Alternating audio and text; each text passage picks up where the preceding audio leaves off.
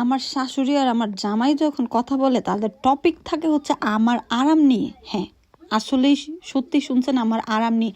আমার জামাই এত জেলাস, এত জেলাস, এত জেলাসই করে আমার সাথে।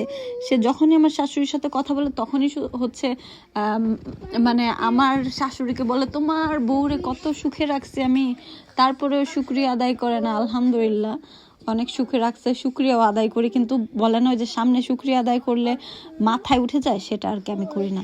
যাই হোক, আমার জামাই সবসময় বলবে আমার আম্মু মাছ কেটে রান্না করছে, আমার আম্মু লাড়কি ফেরে কেটে তারপর হচ্ছে আমাদেরকে রান্না করে খাওয়াইছে, আমার আম্মু মাটির ঘরে থাকছে, আমার আম্মু ঘর লেপে নদীর পাড় থেকে হচ্ছে মাটি উঠায় আইনা তারপর হচ্ছে চুলা লেপছে, ঘর লেপছে, ঘরের পিড়া লেপছে, কত কিছু করছে, নদীতে যায় কাপড় ধুইছে এই ঠান্ডায়, নদীতে গোসল করছে। আর তোমরা ঘরের মধ্যে কত কিছু, সব কিছু সামনে, সব কিছু মেশিনে হয়।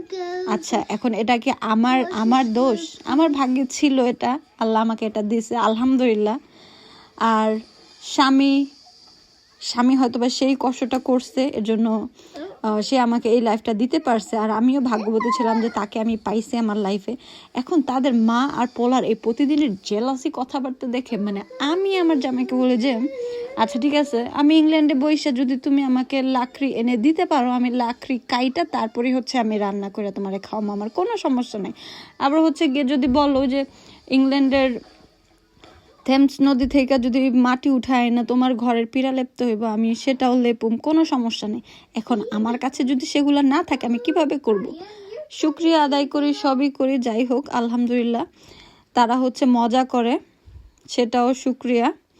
যাই হোক, মানুষ সব পরিস্থিতিতেই হচ্ছে সুখী থাকার চেষ্টা করে। আমার শাশুড়ি কষ্ট করেছে বলেই হয়তো বা আজকে তার ছেলের বউরা এমন রাজকপাল নিয়ে সংসার করছে বা এত সুখে আছে। আলহামদুলিল্লাহ, একজন যদি কষ্ট না করে, কষ্ট করেই তো পরের প্রজন্মকে হচ্ছে ভালো কিছু দিতে হবে, তাই না?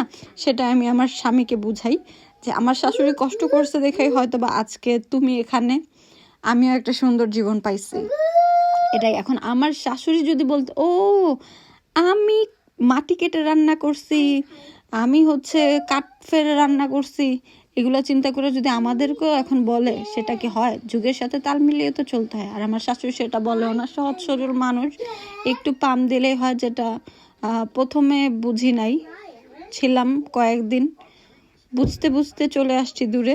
যাই হোক, খুবই ভালো মনের মানুষ, মাথা ভালো থাকলে, সব কিছু ভালো থাকলে এমনি ভালো থাকে, আর একটু পামটাম দিয়ে রাখলে আরও বেশি ভালো থাকে তার কথা মতো চললে।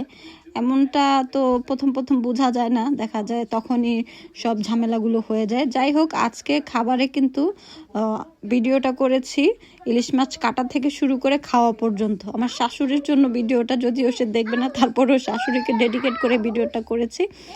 আজকে এই পর্যন্ত, সবাই ভালো থাকবেন, সুস্থ থাকবেন, আর শাশুড়িদেরকে একটু পাম্পটি দিয়ে ম্যানেজ করে থাকবেন। আল্লাহ হাফেজ।